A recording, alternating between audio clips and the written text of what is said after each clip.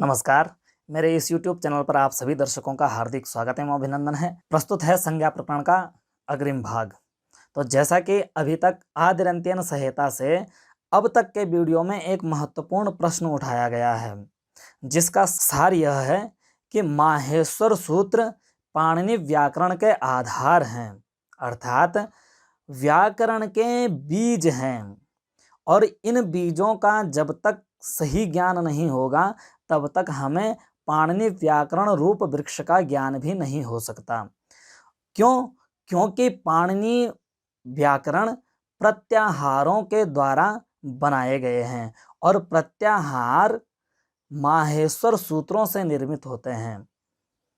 जब हम प्रत्याहारों को समझेंगे तभी जाकर के हम पाणिनि व्याकरण के सूत्रों का सही अर्थ लगा सकते हैं और पाणिनि के कथ्य अर्थात पाणिनि कहना क्या चाहते हैं इस बात को समझ सकते हैं। इसके लिए हमें माहेश्वर सूत्रों का ज्ञान करना आवश्यक है। तो माहेश्वर सूत्रों में हमें एक कमी नज़र आती है, वह क्या? वह यह कि माहेश्वर सूत्रों में जो वर्ण हैं उसके अतिरिक्त भी इस संसार में वर्ण हैं। तो उन वर्णों से पाणिनि यदि कोई कार्य करते हैं तो कैसे करेंगे, वहाँ कैसे उन वर्णों को लिया जाएगा? जैसा पिछले वीडियो में समझाया गया था कि अच 132 हैं, किंतु माहेश्वर सूत्रों में केवल 9 अच दिखाई देते हैं। यदि बचे हुए 123 से कार्य करना हो तो उनका ग्रहण कैसे होगा? यदि अण प्रत्याहार कहीं पे कहा जाता है और पाणिनि जी का आशय उस अण से माहेश्वर सूत्र में स्थित अ ई उ तो हो ही, इसके अतिरिक्त उनका अर्थ आ ई उ इत्यादि अवशिष्ट अ ई उ भी हो तो उनका ग्रहण कैसे होगा? यह प्रश्न था हमारे पास। इस प्रश्न के समाधान के लिए तुल्यास्य प्रयत्नम सवर्णम सूत्र की उपस्थिति हुई थी, जिसने कहा था कि जिन वर्णों का उच्चारण स्थान और आभ्यंतर प्रयत्न समान होते हैं उनकी आपस में सवर्ण संज्ञा होती है। उच्चारण स्थान प्रत्येक वर्ण का बता दिया गया है। यहाँ उच्चारण स्थान के संदर्भ में यह समझना है कि स्वरों के संदर्भ में जो उच्चारण स्थान बताए गए हैं वह संपूर्ण प्रजाति का उच्चारण स्थान है। अर्थात अकुह विसर्जनीयानाम कंठ में जो अ का उच्चारण स्थान कंठ बताया गया है वह केवल अ का, वहाँ जो 18 में से कौन से आ का उच्चारण स्थान हो तो वहाँ अ समस्त 18 प्रकार के अ समझने हैं। इसी प्रकार से ई भी समस्त 18 प्रकार के ई के उच्चारण स्थान तालु है। समस्त प्रकार के उ का उच्चारण स्थान ओष्ठ है। समस्त प्रकार के री का उच्चारण स्थान मूर्धा है। समस्त प्रकार के री का उच्चारण स्थान दंत है। समस्त प्रकार के ए और ऐ का उच्चारण स्थान कंठ तालु है। समस्त प्रकार के ओ और औ का उच्चारण स्थान कंठोष्ठ है। तो यहाँ प्रश्न होता है कि सवर्ण संज्ञा हो गई तो क्या हुआ? सवर्ण संज्ञा नाम कर देने से क्या अ से आ का बोध हो जाएगा? सवर्ण संज्ञा तो की है, आप रख दीजिए आ का नाम उ रख दीजिए, आ का नाम कुछ भी रख दीजिए, नाम रखने से दोनों के दोनों एक कैसे हो जाएंगे? अर्थात अ से आ का ग्रहण कैसे होगा, ई से ई का ग्रहण कैसे होगा? यह समस्या तो अभी बनी रही। इसके लिए कहा गया है कि या संज्ञा सासा फलवती, जो भी संज्ञा की जाती है उसका फल होता है। तो कहा कि अरे बंधु, उसका फल यही तो है कि अ से आ का भी ग्रहण हो जाए, उ का भी ग्रहण हो जाए। तो कहा कैसे? तो इसी बात को समझाने के लिए सूत्र आ रहा है अणुदित सवर्णस्य चा प्रत्ययः। इस सूत्र में 5 पद हैं। अण प्रथमांत पद है, उदित प्रथमांत पद है, सवर्णस्य षष्ट्यंत पद है, च अव्यय पद है और अप्रत्ययः यह प्रथमांत पद है। अण च उदित च सवर्णस्य और समरूपम शब्दस्य शब्द संज्ञा से संज्ञा का अनुकरण कीजिए। तो सूत्र में स्थित अप्रत्ययः का अर्थ बता रहे हैं कि प्रतीयते विधीयते इति प्रत्ययः। प्रतीयते अर्थात विधीयते अर्थात यस्य विधानम क्रियते स प्रत्ययः। भावार्थ है कि जिसका विधान किया जाए उसे प्रत्यय कहते हैं। और जो विधीयमान न हो वह अप्रत्यय है, अर्थात जिसका विधान न किया गया हो ऐसा अप्रत्यय। यह अप्रत्यय अण का विशेषण है, अर्थात अप्रत्यय अण, जिसका विधान न किया गया हो ऐसा अण। उदित च और उदित सवर्णस्य, सवर्णों के और समरूपम शब्दस्या शब्द संज्ञा से संज्ञा का अनुकरण कीजिए तो अर्थ होगा अप्रत्यय अण, अविधीयमान जो अण, और उदित च और उदित, उदित का अर्थ है उ इत यस्य, जहाँ ह्रस्व उकार की इत संज्ञा हो रही हो। तो वो उदित कौन से हैं अभी व्याख्या में बताएंगे। तो अविधीयमान अण और उदित सवर्णस्य, सवर्णों के ऊपर समरूपम शब्दस्या शब्द संज्ञा से संज्ञा का अनुवर्तन, संज्ञकाः भवन्ति। तो सूत्र में अण का विशेषण अप्रत्यय यह क्यों कहा है? यह इसलिए कहा है कि यदि अप्रत्यय अण ऐसा न कहते तो अर्थ होता अण मात्र, अर्थात अण और उदित सवर्णियों के बोधक होते हैं।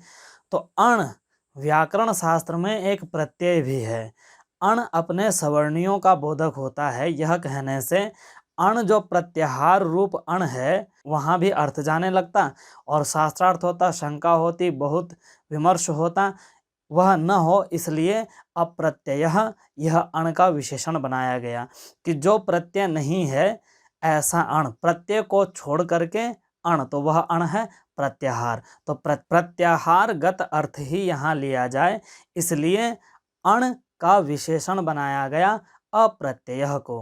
वृत्तिकार लिखते हैं प्रतीयते विधीयते इति प्रत्ययः अविधीयमानो अण उदित च सवर्णस्य संज्ञा स्यात्, अत्रैव अण परेण नकारेण। अर्थात अविधीयमान जो अण और जो उदित सवर्णस्य अपने सवर्णियों के संज्ञा, संज्ञ का बोधक, सम्यक ज्ञायते इति संज्ञा, अच्छी तरह से जानना, अर्थात अपने सवर्णियों के बोधक होते हैं। अण, अण किसे कहते हैं? तो अण एक प्रत्याहार है। इस प्रत्याहार का अर्थ क्या होगा? आदिरंत्यन संहिता में समझाया गया है कि जहाँ प्रत्याहार होते हैं वहाँ एक माहेश्वर सूत्रों में से कोई वर्ण लिया जाता है और जो दूसरा अंतिम वर्ण होता है प्रत्याहार में वह माहेश्वर सूत्रों में स्थित इत संज्ञकों में से कोई लिया जाता है। तो यहाँ हमने अण का अर्थ जानने के लिए देखना है कि माहेश्वर सूत्रों में अ कहाँ है। तो अय उण इस सूत्र में अ बैठा हुआ है। ण इत संज्ञक कहाँ है? तो ण इत संज्ञक अय उण में भी है ण और लण में भी है ण। कहाँ कौन सा लिया जाएगा? इसके लिए परेणेवेन ग्रहा सर्वे वाली वीडियो देख लीजिए, वहाँ इस संदेह का निवारण किया जा चुका है। यहाँ वृत्तिकार भी कह रहे हैं इस संदेह में कि अत्रैव अण परेण नकारेण, अर्थात ऐसी अवस्था में जहाँ अणुदित में समझ नहीं आ रहा है कि पूर्व ण से लिया जाए अण का अर्थ या पर णकार से लिया जाए अण का अर्थ, यहाँ निर्धारित करते हैं अत्र एव अण परेण णकारेण। इसी सूत्र में अण प्रत्याहार पर अर्थात बाद वाले णकार तक जाता है। पर वाला अण कहाँ है? लण में। तो अण का मतलब होगा अ ई उ री री ए ओ ऐ औ ह य व र ल। तो ये अण वर्ण और उदित, उदित किसे कहते हैं? तो इसके संदर्भ में वृत्तिकार लिखते हैं कु चु टु तु पु एते उदितः। कु चु टु तु पु इनको उदित कहते हैं। क्यों? क्योंकि इनमें उ की इत संज्ञा होती है। कु में उ चला जाता है क बचता है, चु में उ चला जाता है च बचता है, टू में उ चला जाता है ट बचता है, तू में उ चला जाता है त बचता है, पू में उ चला जाता है प बचता है। प्रश्न हुआ कि इन पे उ लगाया क्यों जाता है? इसका उत्तर है कि कु कहने से कवर्ग का बोध हो जाए इसलिए उ अनुबंध लगाया जाता है। इसी प्रकार से चू से चवर्ग का बोध हो, इसके लिए ऊ लगाया जाता है। इसी तरह से टू कहने से टवर्ग का बोध हो जाए, इसलिए ऊ लगाया जाता है।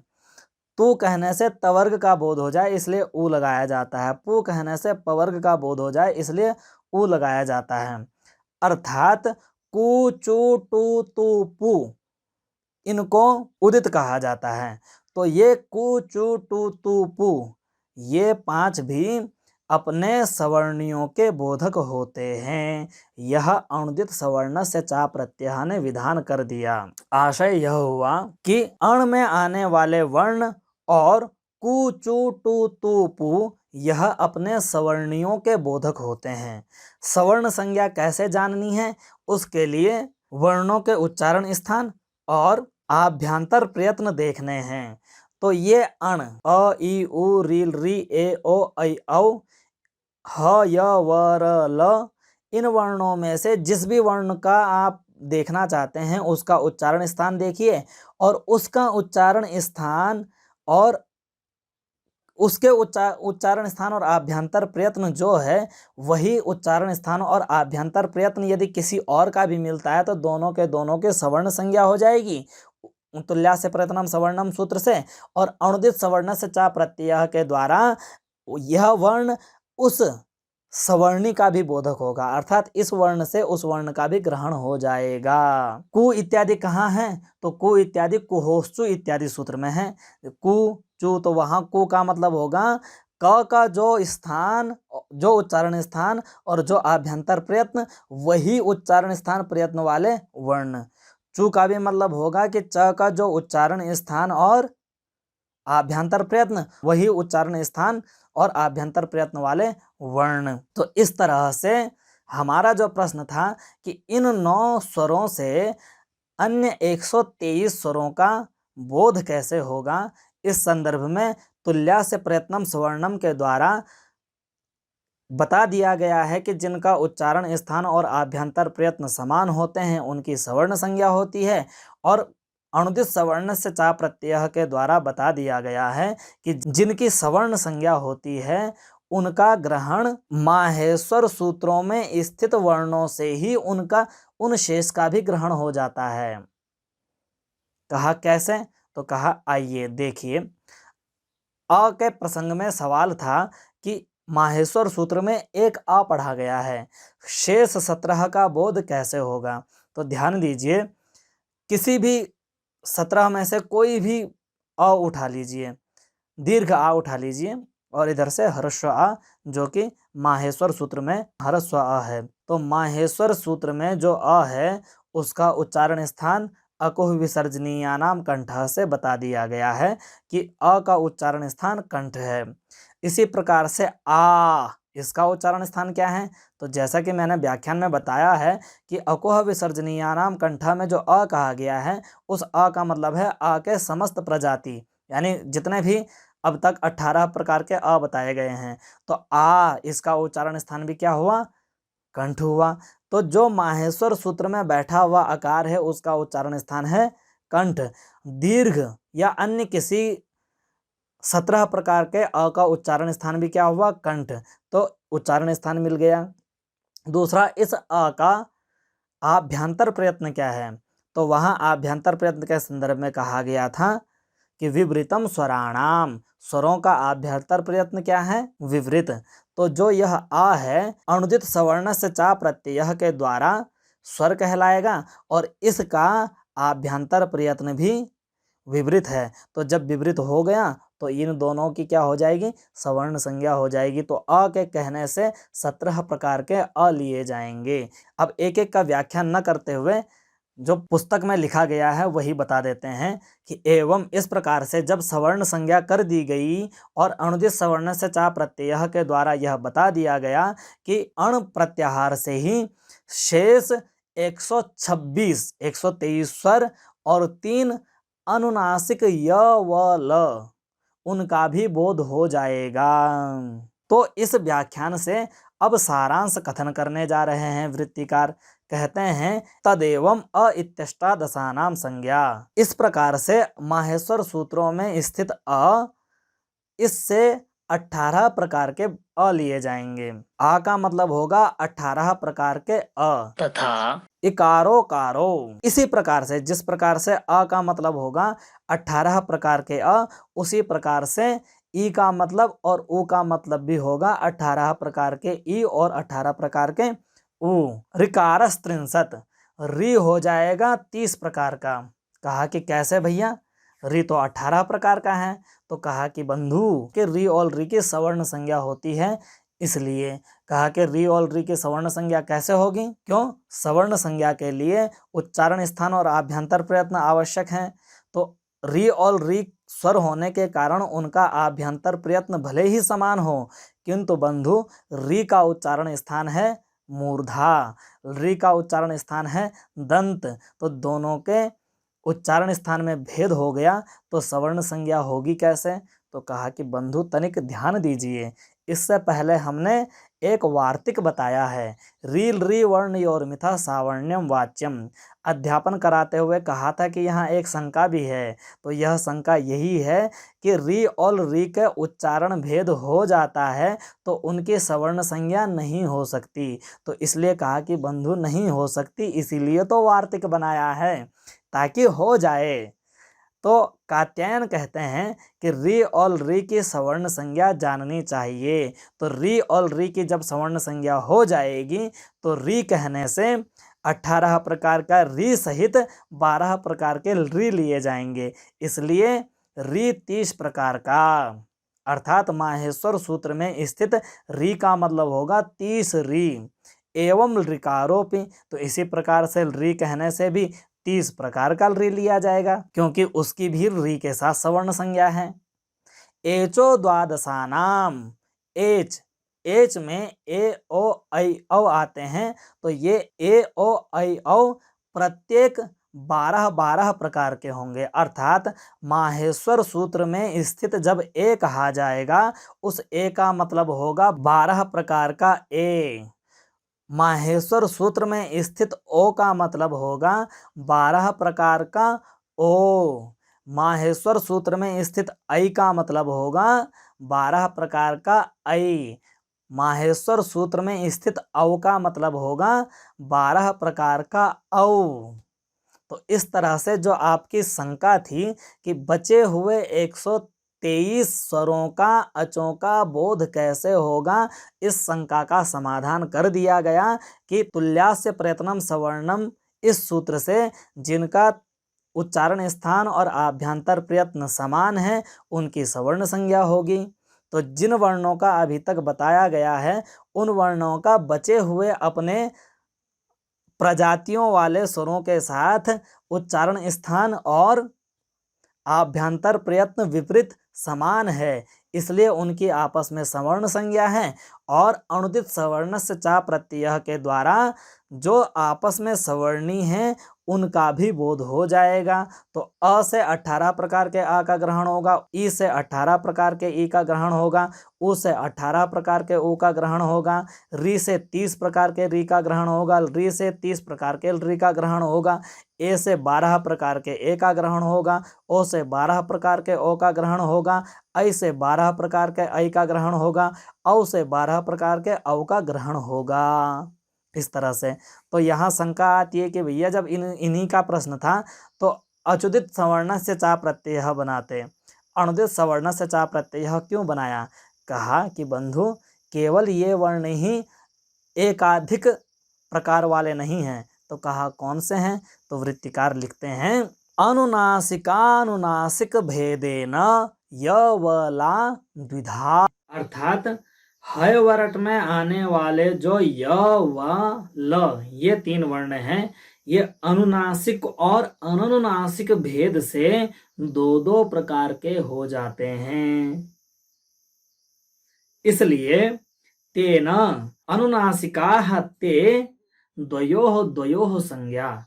इसलिए माहेश्वर सूत्रों में दिखाए गए य व ल के अतिरिक्त अनुनासिक य व ल भी हैं। इसी कारण से अर्थात अनुनासिक भेद होने से भी य व ला द्विधा, य व और ल दो दो प्रकार के हो जाते हैं।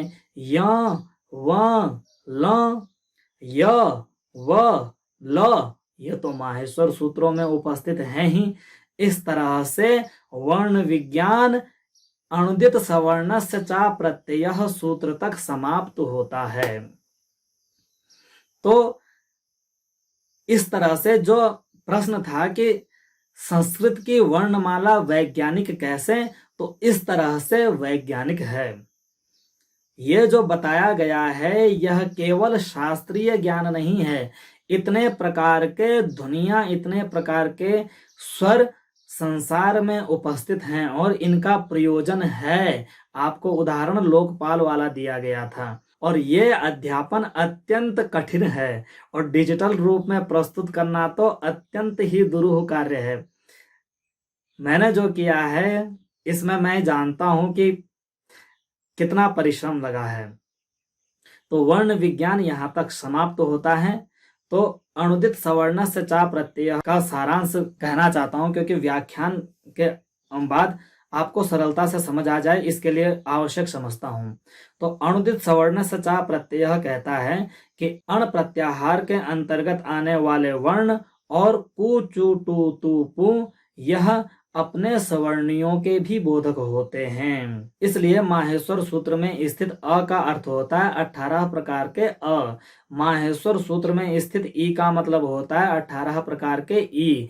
माहेश्वर सूत्र में स्थित ओ का मतलब होता है 18 प्रकार का ओ।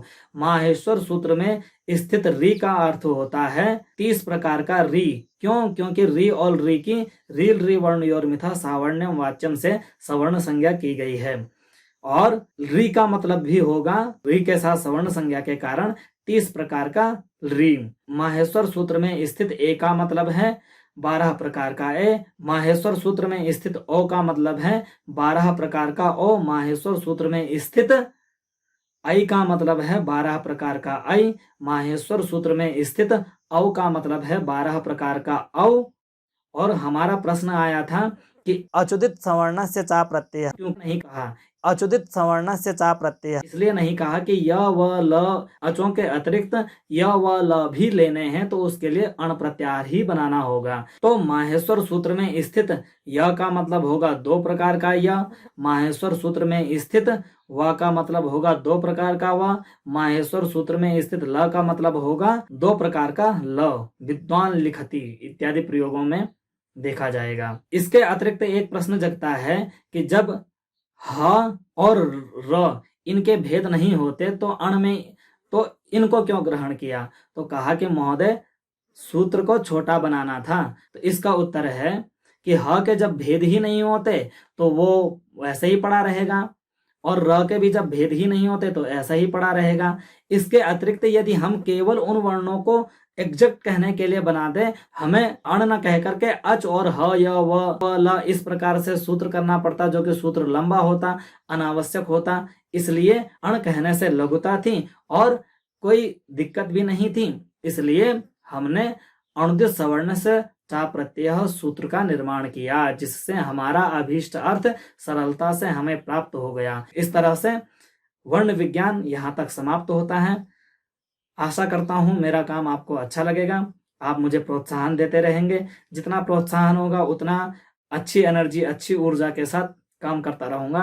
तब तक के लिए मुझे इजाजत दीजिए। नमस्कार।